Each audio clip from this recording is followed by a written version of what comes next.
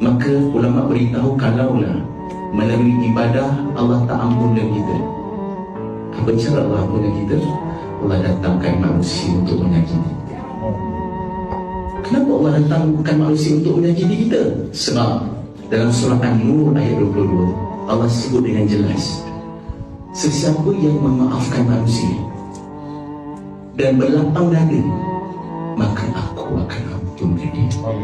Rupa-rupanya orang yang datang sakiti kita dengan WhatsApp, dengan komen dekat Facebook ataupun cakap daripada baik, manusia itu Allah yang hantar untuk sakiti kita, supaya bila kita maafkan dia, Allah ampunkan kita. Rupanya tajuk utama dia bukan manusia sakiti kita, tajuk utamanya aku nak ampunkan kau.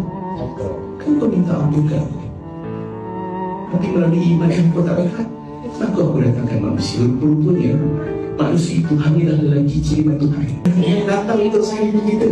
Untuk apa? Purpose-nya supaya kita maafkan dia, dan akhirnya Allah ampunkan kita. Allah nak ampunkan kita, itu cerita dia. Kenapa sampai hari ini kita masih serabut lagi hati kita ni? Sebab kita masih nampak manusia, kita tak nampak siapa yang hantar manusia.